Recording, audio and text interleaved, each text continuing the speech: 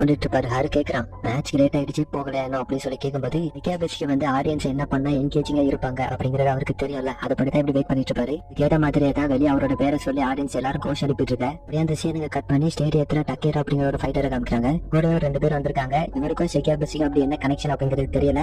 இவங்க வந்து பர்டிகுலரா விக்கியாபேசியை பாக்குறதுக்காக வந்திருப்பாங்க. அதே சமயத்துல அந்த ஸ்டேடியத்துல இருக்கக்கூடிய அக்கியாமா காமிக்கும் போது இந்த கூட்டத்தோட ரெஸ்பான்ஸை பார்த்து அவ்வளவு ஆச்சரியமா பார்த்துட்டு இருப்பாங்க. அந்த இடத்துக்கு லிகிட்ட வந்து எதுக்காக இந்த கூட்டம் இந்த அளவுக்கு ஹைப்பா இருக்கு அப்படிங்கறத சொல்ல ஆரம்பிக்கிறான். முட்டாபே வந்து இதுக்கு முன்னாடி ஃப்ரீக்கு கூட சண்டை போட்டுருப்பாரு. அந்த ஃபைட் அவ்வளவு சூப்பரா இருக்கும். இந்த ஃபைட்ல விக்கியாபேசி எப்படி சண்டை போட்டு வின் பண்ண போறாரு அப்படிங்கிறதுக்காகவே வின் பண்ணுவாரா இல்ல லூஸ் பண்ணுவாரா அப்படிங்கிற கியூரியாசிட்டி தான் எல்லாருக்கும். இதெல்லாம் சொல்லிட்டு சரி இப்ப எமாச்சிட்டாங்க அப்படின்னு சொல்லி கேட்க, ஒரு நாளை பத்தி வர முடியாது டொக்கிட்டாவை பாத்துக்கிட்டு இருக்கேன் அப்படின்னு சொல்லிட்டாங்க. பட் அங்க டீம் இருக்கு, அதனால கவலைப்படாம இந்த மேட்ச் அங்க இருந்து பாத்துட்டு இருப்பாரு அப்படின்னு சொல்ல, அதே சமயத்துல ஆஞ்சர் சயக்காவும் நெக்ஸ்ட் கான்டெஸ்ட் ஆன கிஷன்காவை இன்ட்ரோடியூஸ் பண்றாங்க. ஆனா கிஷன்கா உள்ள போறத அங்க இருந்து டோகோ ஒரு மாதிரி பாத்துட்டு இருப்பாங்க. என்ன யோசிக்கிறாங்கன்னா, டைம் லைன் கரெக்டா தெரியல. அந்த டோகோ இண்டஸ்ட்ரீஸ் இருக்குல்ல, அதோட குட்ஸை வந்து அவரோட ஓன் கார்கோ ஷிப்பை யூஸ் பண்ணி இம்போர்ட் எக்ஸ்போர்ட் பண்றாங்க. இந்த குட்ஸ் ஒரு இடத்துல இருந்து இன்னொரு இடத்துக்கு கொண்டு போயிட்டு இருக்கும்போது கடல் கொள்ளையர்கள் பைரேட்ஸ் நம்ம சொல்லுவோம். இந்த கார்கோ ஷிப்ல இருக்கக்கூடிய ப்ராடக்ட் எல்லாம் திருட ட்ரை பண்ணும்போது இந்த இடத்துல ஃபர்ஸ்ட் டைம் கிஷன்காவை ரெக்ரூட் பண்ணி அவனுக்கான ஒர்க்கும் கொடுத்திருக்காங்க. வந்து அவங்களோட ப்ராடக்ட் மட்டும் எதுவும் ஆயிடக்கூடாது அப்படின்னு சொல்லி அசைன் பண்ணிருப்பாங்க. ஆனா கீழே போன கிஷன்கா என்ன பண்ணிருப்பாங்க, இருந்து எல்லா பைரேட்ஸுமே கொலை பண்ணி போட்டிருப்பான். பட் வந்து பார்த்த டோகோ அதை ஒன்னும் பெருசா எடுத்துக்க மாட்டாங்க. இவ்வளவு பேர் கொத்தா இறந்துருக்கிறத பார்த்துதான் டோகோ வந்து அந்த அளவுக்கு பெருசா ரியாக்ட் பண்ணிருக்க மாட்டாங்க. அப்பதான் கிஷன்கா அவங்க கிட்ட கேட்கறான், இவ்வளவு பேர் இறந்திருக்காங்க, இதை பார்க்கும்போது உனக்கு பாவம் மாத்தோம்ல அப்படின்னு சொல்லி கேட்கும்போது, என்னோட பொருளை திருட ட்ரை பண்ணிருக்காங்க, நான் அவங்களை சும்மா விட நினைக்கிறேன் அப்படின்னு சொல்ல கிஷன்காவும் புரிஞ்சுக்கிறான், இவன் நம்மளோட நிறைய பேரை கொலை பண்ணிருப்பான். அந்த இடத்துல வச்சுதான் டோகோவோட பர்சனல் ஃபைட்டர் ஆகிறதுக்கான அப்ளிகேஷன் போட்டிருப்பான். இதெல்லாம் மேட்சுக்கு போறதுக்கு மாதிரி யோசிச்சு பாக்குறாங்க. அதே சமயத்துல சைக் ஆடியன்ஸ் என்கேஜிங்கா வச்சுக்கணும் அப்படிங்கிறதுக்காக டைசன் இருக்கார்ல, அவர்கிட்ட இந்த மேட்சை பத்தின உங்களுக்கு ஏதாவது கருத்து இருக்கிறா அப்படின்னு சொல்லி கேட்கும்போது, என்னென்ன கருத்தை வைக்கிறாருன்னா, விக்கியாபேசி டிஃபீட் ஆகிறதுக்கு ஒரே ஒரு வாய்ப்பு இருக்குது, அதுதான் கிஷன்கா அவரோட ஆபனோட தோக்கடிக்கிறதுக்கு எந்த ஒரு வேலையா இருந்தாலும் யூஸ் பண்ணுவார்ல, அதை தான் டைம் பண்றாரு. ஃப்ரீக்குக்கும் கிஷன்காவுக்கு இடையில நடந்த மேட்ச் வந்து எந்த அளவுக்கு ப்ரூட்டலா இருந்துச்சு அப்படிங்கிறது நமக்கு தெரியும். விக்கியாபேசி தோக்கிறதுக்கு இதுதான் ஒரே ஒரு வாய்ப்பா இருக்கும். 2 பேரும் ப்ரோ ரெஸ்லிங்லயும் சண்டை போட்டாங்கன்னா பிரச்சனை இருக்காது அப்படின்னு சொல்லி இவரோட கருத்தை வைக்க, ஏற்கனவே இது ஒரு நல்ல கருத்து தான் அப்படின்னு சொல்லிட்டு நெக்ஸ்ட் ஃபைட்டரை இன்ட்ரோடியூஸ் பண்ண போறாங்க.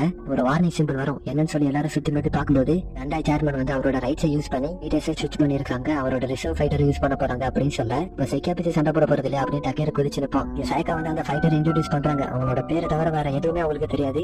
ஃபைட்டருக்கான இன்ட்ரோடக்ஷன் அண்டர்டேக்கர் உள்ள வர மாதிரி இருக்கும். சாவு முடியலாம் அடிச்சு உள்ள வர வைப்பாங்க. ஃபைட்டருக்கான நேம கடைசி அனௌன்ஸ்மெண்ட் பண்றாங்க. மார்வலஸ் ஷெக்கி அப்படி சொன்னதும் ஒருத்தர் வந்து நிற்பான். அவனோட ஃபேஸ் ஃபுல்லாவே ஏதோ கிளவுன் மாதிரி வரைஞ்சு வந்துட்டு நிற்பான். அவன் யார் அப்படிங்கறது உங்களுக்கு தெரியும் நினைக்கிறேன். வந்திருக்கிறது யாரு அப்படிங்கறத ஹிமரு நோயாவை கண்டுபிடிச்சிருவாங்க. இங்க என்ன மேக்கப் போட்டே நடக்குது, மோஞ்சு ஃபுல்லா சந்தானத்தை பூசிட்டு வந்திருக்கா அப்படி சொல்ல, இருந்து கன்னட மார்வலஸ் ஷெக்கி இவர் எப்படி இங்க வந்தாரு அப்படின்னு சொல்லி ஆச்சரியப்படுவான். இதுதான் மார்வலஸ் ஷெக்கி. இவரை வந்து வருஷத்துக்கு ஒரே ஒரு தடவை விக்கியாபேசி வந்து சமன் பண்ணுவாரு. டோர்னமெண்ட்ல கலந்துக்கிறது தான் இவரோட ஸ்பெஷாலிட்டி. டெத் டோர்னமெண்ட் இவர் வந்தாருன்னா இவர் தான் வின் பண்ணுவாரு. அப்புறம் எப்படி புகுந்து தள்ளிக்கிட்டே இருப்பான். நோயா சொல்வாரு, உனக்கு வந்து ரெஸ்லிங்க பத்தி நிறையவே தெரிஞ்சிருக்கு, உன்னோட உடம்பு தான் அதுக்கு ஒத்து வராது அப்படின்னு சொல்ல, அப்படியே டக்கீரோ காமிக்கிறாங்க. ஆனா அந்த பெருசுக்கு வேற வேலையே இல்ல, தேவையில்லாத வேலையெல்லாம் பார்த்துட்டு இருக்கு அப்படின்னு சொல்லும்போது இருக்கிறவங்க தான் சமாதானப்படுத்துவாங்க. அவருக்கு வந்து கிரௌட் எப்படி எங்கேஜிங்கா வச்சுக்கிறோம் அப்படிங்கிறது தெரியும். சோ அதுக்கேற்ற மாதிரி தான் ஒர்க் பண்றான் அப்படின்னு சொல்ல, அப்பதான் ஸ்டேஜ்ல பார்க்கும்போது விக்கியாபேசி பத்தி தான் நமக்கு தெரியல. அப்பனோட எப்போ போலதான் வச்சு காமெடி பண்ணிட்டு இருப்பாரு. கிஷன்கா வந்து அவர் பேசுனதுனா பெருசா எடுத்துக்கிட்ட மாதிரி தெரியல. ஆனா ஏதோ ஒரு மைண்ட்ல வச்சிருக்காரு. ஆனா என்ன அப்படிங்கறத தெரியல. இங்க ரெஃப்ரி மேட்ச் ஸ்டார்ட் பண்ண உடனே நெக்ஸ்ட் செகண்ட் கிஷன்கா என்ன பண்ணுவாருன்னா, ஸ்டேட்ல விக்கியாபேசியோட கண்ணை தான் டார்கெட் பண்ணி அடிக்க போவாரு. ஜஸ்ட் மிஸ் அவரோட கண்ணை வந்து தப்பிச்சிருக்கும். இப்படி என்னோட கண்ணை ஃபர்ஸ்ட் என்ன தோண்டி எடுக்க ட்ரை பண்ணனா ஆடியன்ஸ் எல்லாரும் டிசப்பாயிண்ட் ஆயிடுவாங்க. சின்ன பையன் மாதிரி பண்ணாத அப்படின்னு சொல்லிட்டு அவரோட ஷோல்டர்ல ஒரு தட்டு தட்டிட்டு சுத்தி வெளுத்து வாங்க ஆரம்பிக்கிறாரு.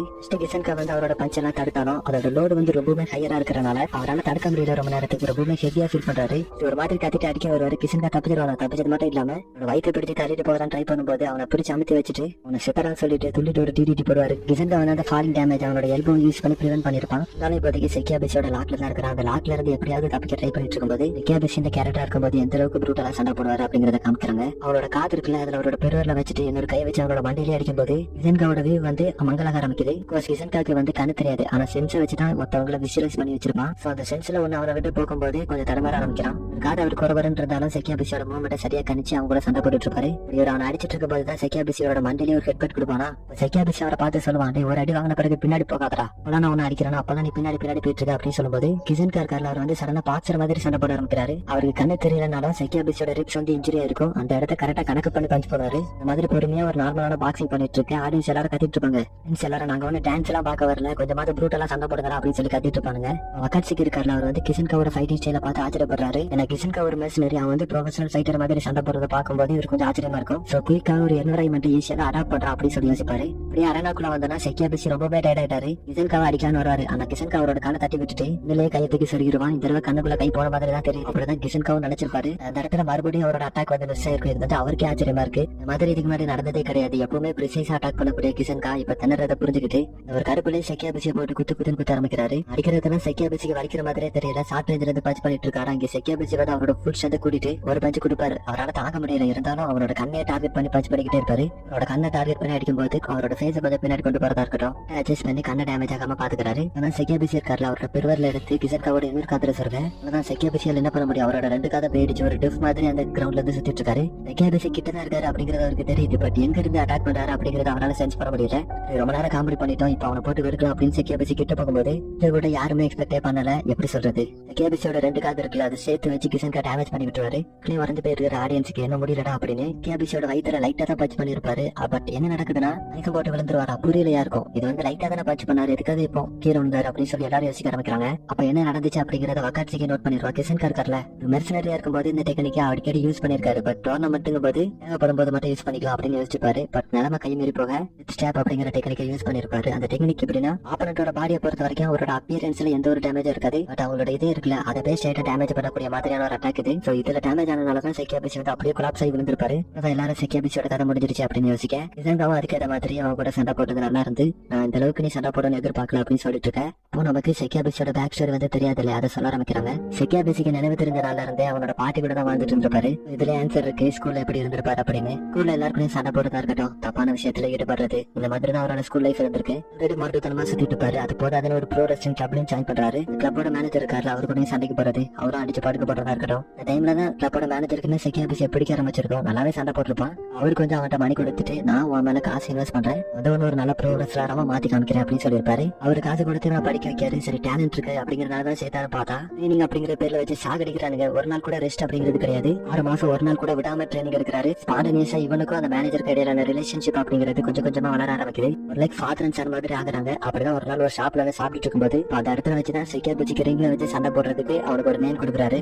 செக்கியாபிசி அப்படின்னு சொல்றாரு. இதுக்கான அர்த்தம் என்னன்னா ஹில்ஸ் ஏஞ்சல் அப்படிங்கறது அர்த்தம். செக்கியாபிசி ஃபர்ஸ்ட் இந்த நேம் நல்லா இல்லையா அப்படி இப்படி சொன்னாலும் கடைசியில ஒத்துக்கிறான். இந்த நாள் இவங்களுக்கு இப்படி ஸ்வீட்டா முடியா அப்படியே கொஞ்ச நாள் கழிச்சு காமிக்கிறாங்க. செக்கியாபிசியோட மேனேஜர் இருக்காருல, அவர் இறந்து போனது ஒரு நியூஸ். அவரோட ஃபியூனரல் கூட செக்கியாபிசி வரல.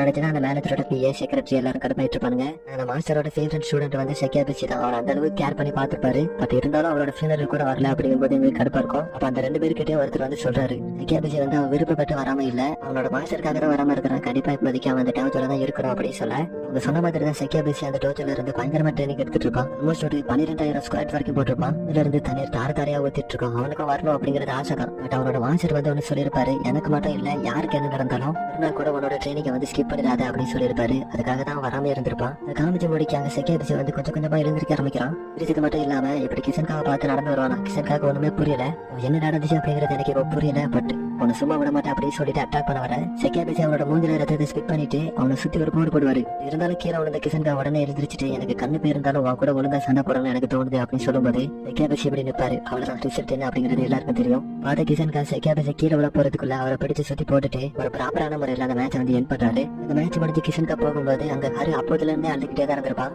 செண்டானதும் செக்கியாபிசி எனக்கு ஓடுறான்.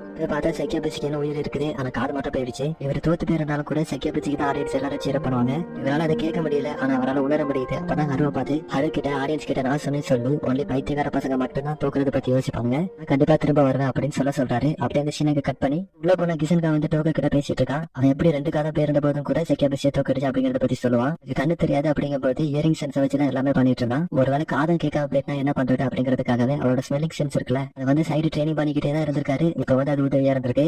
சரி இதெல்லாம் இருக்கட்டும், நீ இவ்வளவுக்குள்ள கஷ்டப்படுறதுக்கு நீ ஃபர்ஸ்டே அந்த டெத் ஸ்டாபை கொடுத்து அவனை முடிச்சிடலாம் அப்படின்னு சொல்லி டோக கேட்க அதுக்கு சிம்பிளா நான் நினைச்சிருந்தா முடிச்சிருக்க முடியும் தான். அவன் என்னோட காதை வந்து ஃபுல்லா டேமேஜ் பண்ணல, டென்ஷனால தான் லைட்டா டேமேஜ் பண்ணிருக்கான். எனக்கு கொஞ்ச நாள் போனா அது தானாவே ரெக்கவரி ஆயிரும். நினைச்சிருந்தா ஃபுல்லாவே டேமேஜ் பண்ணி விட்டுருக்கலாம், ஆனா அவன் அப்படி பண்ணல. அதே மாதிரி தான் இங்கேயும் எல்லாரும் ஒரு பிளஸருக்காக கொலை பண்றது கிடையாது, எனக்குன்னு ஒரு மாறல் இருக்கு அப்படின்னு சொல்லிட்டு போக என்ன கர்மமோ நான் வின் பண்ணிட்டேன். அது போல எனக்கு இனிமே வரப்போற டீம்ல அவங்களுக்குள்ள மாத்தி மாத்தி எப்படி சண்டை போட போறாங்க அப்படிங்கறத பாக்கணும் அப்படின்னு சொல்லி வாங்கி வச்சிட்டு இருக்கேன். இந்த சீனங்க கட் பண்ண ஷாப்பிங் இருக்கான வந்து நெக்ஸ்ட் மேட்சுக்காக ஈகரா வெயிட் பண்ணிட்டு இருப்பான். ஷாப்பிங்கோட தான் சேர்க்காம இருக்காங்க, என்னன்னு தெரியல. வந்து கூலான் கூட சண்டை போடணும் வெறித்தனமா சுத்திட்டு இருக்கு அப்படிங்கறது எனக்கு தெரியுது. 2 பேரும் உங்களுக்கான மேட்ச்ல வின் பண்ணி வந்தீங்கன்னா நீங்க 2 பேரும் செமி ஃபைனல்ஸ்ல சண்டை போடலாம் அப்படின்னு சொல்ல ஷாப்பிங் ஆமா அவன் ஜெயிச்சுட்டு வந்தா நல்லா இருக்கும் அப்படின்னு சொல்லிட்டு இருக்கேன். நீங்க 2 பேரும் சண்டை போடுறத பாக்கணும் அப்படின்னு ஆசையா இருக்கு. நான் உனக்கு தான் சீக்கிரட்டா சப்போர்ட் பண்றேன் அப்படின்னு சைக்கா சொல்ல, அப்பயும் வெளியே ஃபன்னா இருக்கிற மாதிரி நடிச்சாலும் உள்ளுக்குள்ள என்ன யோசிக்கிறானா, வில்லேஜ் டவுன் மேயரும் ஹயாமியும் ஒரு மீட்டிங்ல இதை ஒட்டுக்கிட்டு இருப்பான். இதெல்லாம் இந்த டோர்னமெண்ட்டுக்கு முன்னாடி நடக்கிற மாதிரி காமிக்கிறாங்க. அந்த வில்லேஜ் மேயர் இருக்காரு, அவர் ஹயாமி கிட்ட கோஆபரேட் பண்ணா நீ இந்த வில்லேஜை விட்டு போறேன்னு சொன்னால இப்ப எப்படி பண்ணிட்டு இருக்க அப்படின்னு சொல்லி கேட்பாரு. இதுக்கு ஹயாமி முன்ன ஒரு மாதிரியும் இப்போ ஒரு மாதிரி பேச ஆரம்பிக்கிறாரு. பிசினஸ்ல ஒவ்வொரு நாளும் மாறிக்கிட்டே இருக்குப்பா. அது மட்டும் இல்ல கவர்மெண்ட்டுக்குமே உங்க வில்லேஜ் மேல ஒரு கண்ணு இருக்கு. கொஞ்ச நாள் பேப்பர்ஸ் எல்லாம் ரெடி ஆயிரும். அதுக்கடுத்து உங்களோட வில்லேஜ் எங்களுக்கு தான் அப்படின்னு சொல்ல, அந்த மேயர் வேற வழியே இல்ல அப்படிங்கிறது தெரிஞ்ச பிறகு ஹயாமி வந்து அவர்கிட்ட ஒரு ப்ரொபோசல் வைக்கிறான். எனக்கு இந்த கென்கன் டோர்னமெண்ட்ல வின் பண்ணி கொடுத்துட்டேன்னா நான் இந்த வில்லேஜை விட்டுட்டு போயிருவேன் அப்படின்னு சொல்லி ஒரு ப்ரொபோசல் வைக்க, அப்ப நடந்தது யோசிச்சு பார்த்துட்டு கண்டிப்பா இந்த டோர்னமெண்ட்ல நான் வின் பண்ணி ஆகணும் அப்படின்னு சொல்லி முடிவு பண்றான். அதே விஷயம் நீங்க கட் பண்ண சைக்கா வந்து நெக்ஸ்ட் யாருக்குள்ள மேட்ச் நடக்க போகுது அவங்கள வந்து இன்ட்ரடியூஸ் பண்ண ஆரம்பிக்கிறாங்க. சாப்பிங்க இன்ட்ரடியூஸ் பண்றாங்க. நெக்ஸ்ட் ரே இருக்கால அவனுமே இன்ட்ரடியூஸ் பண்ண, அனுப்பியோட ரினோவுமே வந்திருப்பாங்க. அப்படியே அந்த விஷயம் கட் பண்ண இந்த எபிசோட இந்த இடத்துல எண்ட் ஆகுது.